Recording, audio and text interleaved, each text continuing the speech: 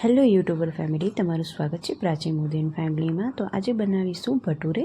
તો આજે હું છોલેમાં ખાવામાં આવતા ભટુરેની રેસીપી આપીશ। આપણે ઘણા લોકો ઘરે ભટુરે બનાવતા હોય છે, પણ એમની કમ્પ્લેન હોય છે કે એમના ભટુરે બની જાય છે તો વ્યવસ્થિત ફૂલતા નથી, કાં તો બન્યા પછી એકદમ ચીવટ લાગે છે। તો આ બધી જ કમ્પ્લેન આજે દૂર થઈ જશે। તો ચલો સ્ટાર્ટ કરીએ આપણે કેવી રીતે બનાવવાના છે ભટુરે।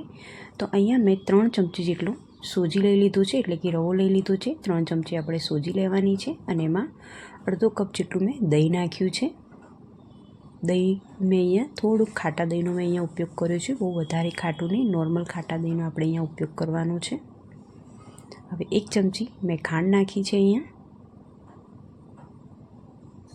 અને 1 ચમચી મેં મીઠું નાખ્યું છે। મીઠું અને ખાંડનું પ્રમાણ આપણે બરાબર રાખવાનું છે। હવે આ વસ્તુને આપણે મિક્સ કરી દઈશું આ રીતે, અને 2 થી 3 મિનિટ માટે આપણે પલળવા દઈશું સોજીની દહીં સાથે। એટલે સરસ જો પલળેલી હશે તો જ્યારે આપણે ભટુરે બનાવશું તો અંદરથી ભટુરેની અંદર સરસ એવી જાળી પડશે। તો બસ આ રીતે મિક્સ કરી દઈશું અને 2 થી 3 મિનિટ માટે આને પડ્યું રાખીશું।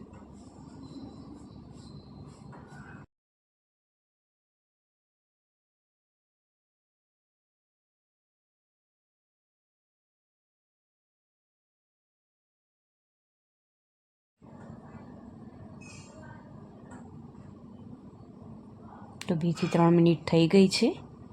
તો સોજી સરસ એવી ફૂલી ગઈ છે દહીંમાં। તો હવે આપણે અંદર મેદો નાખીશું। તો અહીંયા હું 2 વાડકી જેટલા મેદાનો ઉપયોગ કરું છું। તો આની અંદર જ આપણે 2 વાડકી મેદો અંદર નાખી દઈશું। અત્યારે 3 થી 4 જણ ખાય એટલા હું ભટુરે બનાવું છું। અને હવે આપણે બેકિંગ સોડા અંદર નાખીશું। બેકિંગ સોડા નાખવાથી ભટુરે એકદમ સોફ્ટ થશે। જો તમારી જોડે બેકિંગ સોડા ના હોય તો તમે ઈનો પણ નાખી શકો છો આમાં। તો આપણે અડધી ચમચી મેં અહીંયા બેકિંગ સોડા નાખ્યો છે।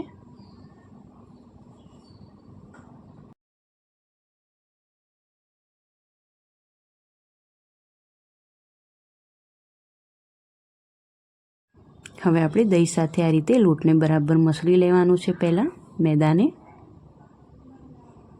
વ્યવસ્થિત મસળાઈ જાય પછી જ આપણે થોડું થોડું પાણી નાખવાનું છે અને લોટને બાંધવાનું છે। એકદમ સરળ રીત છે આ ભટુરેની, તમે આ રીતે બનાવજો। ભટુરે એકદમ સોફ્ટ બનશે, જાળીદાર બનશે।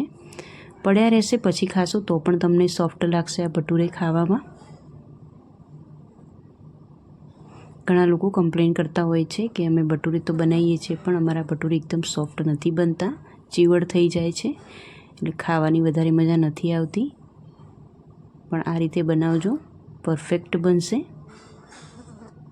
હવે હું અહીંયા થોડું થોડું પાણી નાખી અને લોટને બાંધતી જઈશ આ રીતે।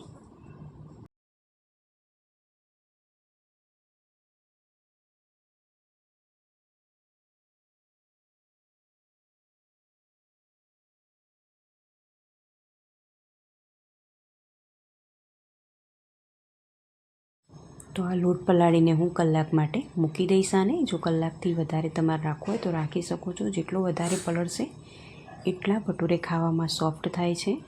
તો અહીંયા હું 1 કલાક માટે જ આને મૂકીશ।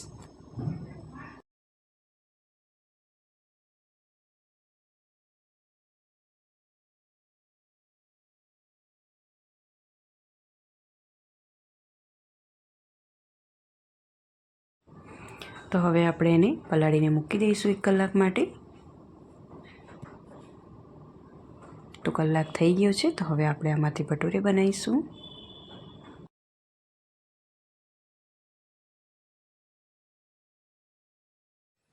હવે થોડુંક ઉપર તેલ નાખીશ અને લોટને એકદમ સ્મૂથ બનાવી દઈશ। જો આ રીતે આપણે એકદમ સ્મૂથ બનાવી દેવાનો લોટને। હવે આમાંથી મેં લોવા બનાવી દીધા છે। પડોશી ઉપર થોડુંક આપણે તેલ લગાવીશું, અને ભટુરે મોટી સાઈઝના હોય છે તો આપણે આ રીતે પહેલાં થોડુંક પોળો કરી દઈશું હાથથી પ્રેસ કરીને। તેલ મેં ગરમ કરવા માટે મૂકી દીધું છે, ઉપર થોડુંક તેલ લગાવીશું અને આ રીતે પોળો કરીશું, આને થેપી દઈશું અને હવે આપણે વણીશું આને। એકદમ સરળ રીત છે ભટુરે બનાવવાની। જો તમે કોઈ દિવસ ના બનાવ્યા હો તો ચોક્કસથી ટ્રાય કરજો, ઘરમાં બધાને પસંદ આવશે। અને ખાવામાં પણ એટલા સોફ્ટ બનશે. તો બસ આ રીતે વણી લેવાનું છે આપણે ભટુરે.